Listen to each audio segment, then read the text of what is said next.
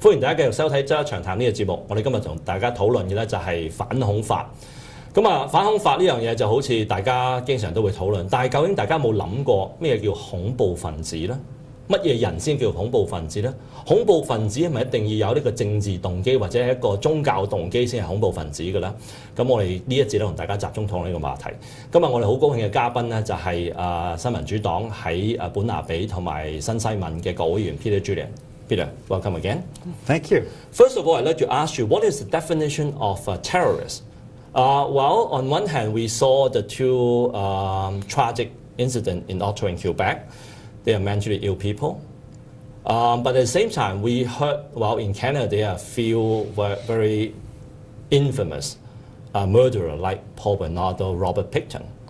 They commit horrible crime. Are these terrorists too? Well, the government will say no. And when you look at some of the violent incidences we've had over the past year, some of the most horrendous events, the horrendous murders have been committed by people who have no links to terrorists in any way. Justin Bourque, who killed 3 police officers in Moncton last year. This gang of neo-Nazis who were going to kill people in Halifax, a plot that was discovered a few weeks ago. So neo-Nazi is not terrorists? And in fact, the Justice Minister said, well, culturally they're not terrorists, so the neo-Nazis don't count. And this is the kind of bizarre approach from this Conservative government that undermines their credibility, I think, on things like this legislation, C51. If they're really concerned about ensuring that there aren't violent acts taking place in Canada, then we have to ensure that neo-Nazis or people who decide, like Justin Bourque in Moncton, that they just hate police officers, that those are the kinds of people we should be cracking down on. Doctor. Absolutely. And what we've seen is violent people who aren't being stopped and wouldn't be stopped by this legislation, but would be stopped by more resources being put into policing. And just a few weeks ago, we found out that the Harper government has actually clawed back money from the RCMP that was supposed to be invested to stop these kinds of violence acts. Now, again, you have to question a government that is clawing back hundreds of millions of dollars from our national police force because they want to balance the budget and they want to spend this money on pet do they projects. Want to create a new, say, security force? Yes, or absolutely. Spy agency? So it isn't consistent with what the government should be doing to ensure that public safety is secured. And we have offered to work with the Conservative government. They have refused to work with us. And I think that is part of the reason why more and more people are questioning the credibility of the Harper government when it comes to this terrorist legislation, this dangerous legislation, when they're not doing the things that would actually make a difference in our community and right across the country. But from your understanding, so what is the definition of the Conservative government's terrorist? Well, they seem to say, if you believe the Justice Minister, that it has to be culturally oriented. So neo-Nazis don't count, even though they were planning on killing people in Halifax. But anybody who has any sort of connection with the Muslim faith does count. And it's that kind of contradiction, I think, that undermines the credibility of the government in this regard. I see. Okay. So in a non-democratic country, anti-government activists are always being labeled as terrorists. Because in those countries, they think that activists are people opposing government, trying to overthrow the government. But not in Canada. We are a democratic country. In Canada, well, it is healthy. These are the healthy voices, activists and also people opposing government policy. But under the new anti-terrorist bill, do you think that people who oppose the government, who rally against the government, would be considered as terrorists? I think that's a concern.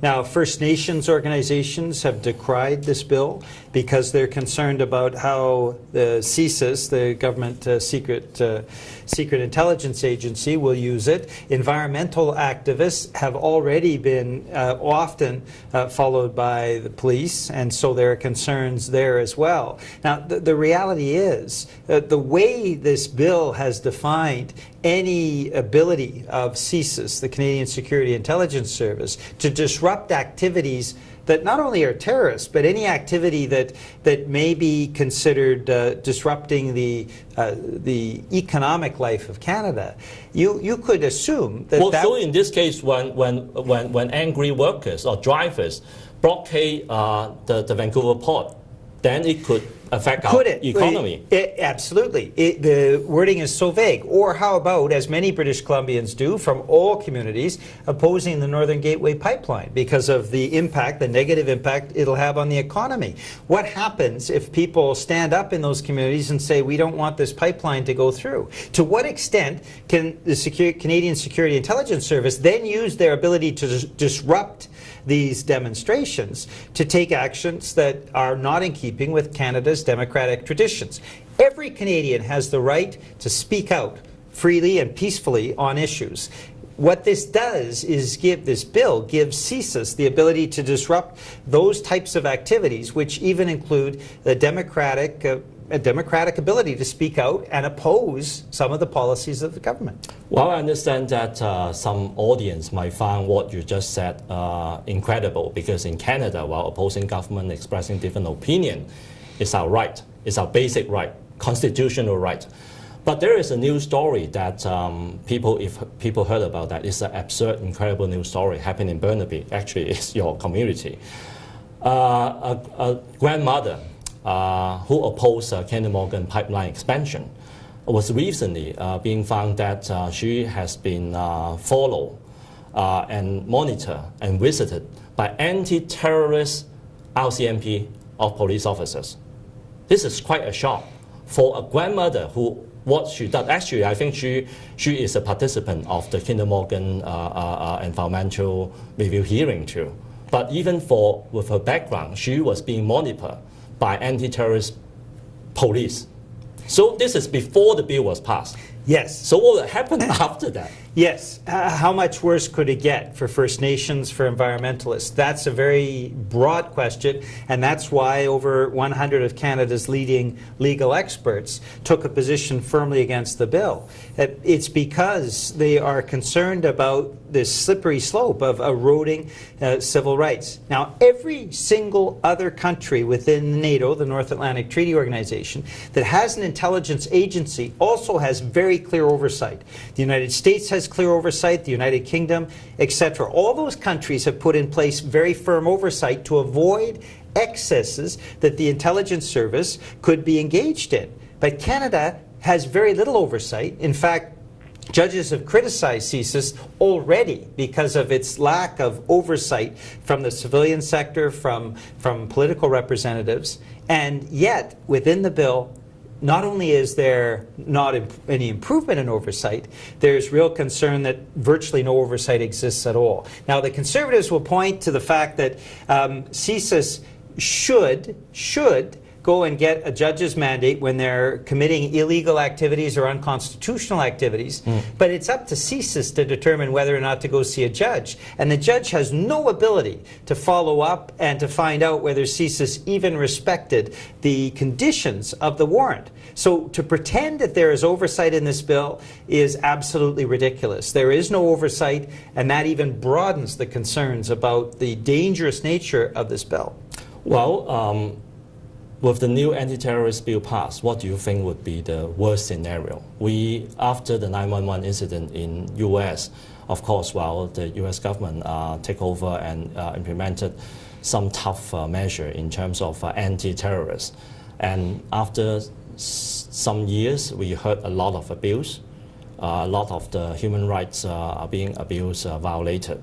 So with this new anti-terrorist bill in Canada, what do you think could be the worst scenario? Well, it's hard to imagine. You no longer have any oversight.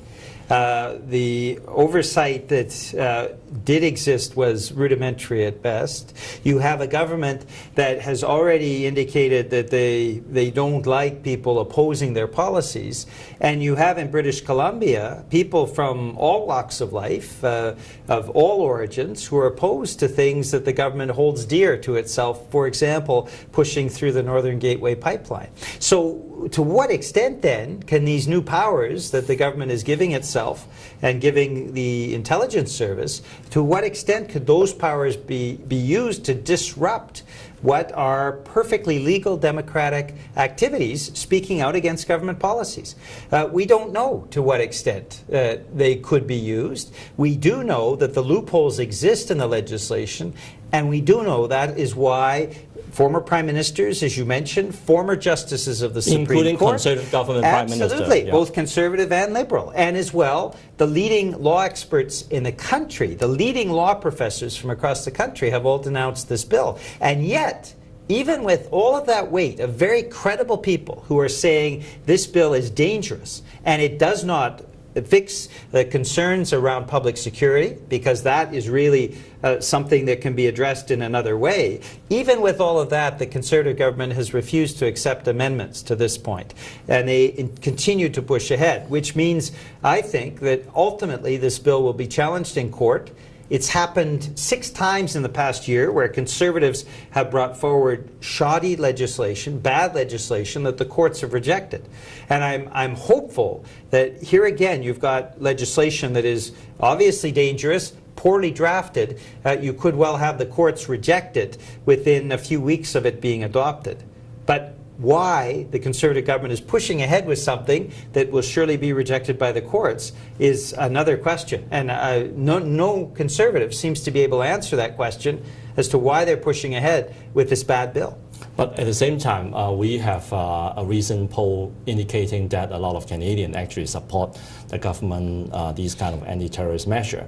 And at the same time, we also have a lot of people would argue that, well, if you are a law-abiding citizen, you don't break the law, why would you worry giving more power to police and the spy agency? It's for your own protection. Well, let me tackle each of those questions. First off, on the poll, there's no doubt Canadians want to see public security protected. And so there was a poll that showed that Canadians support measures to ensure public security. Only in principle. In principle. But at the same time, those same Canadians believed in oversight. So they want to see oversight that's not contained within the bill.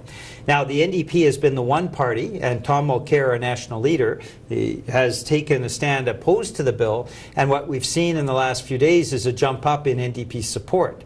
I think the more the public hears about the dangers in this bill, the less likely they are to support it. And I think what you'll see over time, the further the debate goes on, the fewer Canadians will support this bill, and the more Canadians will be concerned about making the changes that are necessary.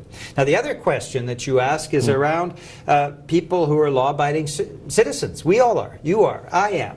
But we all have the right to speak out against government policy. And so if you're a Canadian of Chinese origin running a small business in Burnaby, and you decide that you want to speak out because you're concerned about this government's attempt to push through pipelines in front like of Northern your- Gateway, yeah. or in front of your own home, Yeah. what danger does it contain for you and your business if the intelligence agency with no oversight is able to disrupt your business because you've taken a stand in opposition to government policy? Now, those are the types of concerns that anybody who is law-abiding should be concerned about, because if it's not us, it may be our neighbors, it may be members of our family, it may be friends of ours who want to take a principled stand against government policy and who may find themselves in a dangerous situation because this bill gives too much power with no oversight to our intelligence services. 好啦，今日呢個節目呢，就時間真係到啦。雖然我哋仲有啲問題未問完嘅，咁啊，但係相信都呢一集呢，都可以俾大家呢一個好好嘅了解，關於加拿大聯邦政府最近推出嚟嘅呢個反恐法嘅一啲問題究竟喺邊度啦。今日時間到呢度，拜拜。